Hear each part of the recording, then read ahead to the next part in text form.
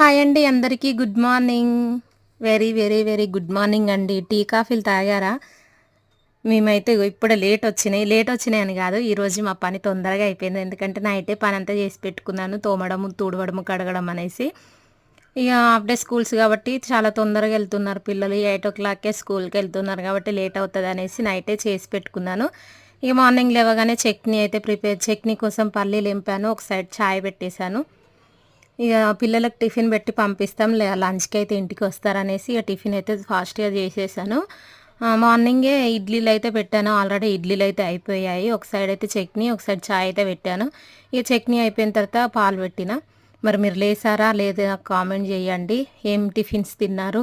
మా చాయ్ అయితే ఒక 15 మినిట్స్ అయితే మరుగుతూనే ఉంటుంది, చాలా టేస్టీగా ఉంటుంది.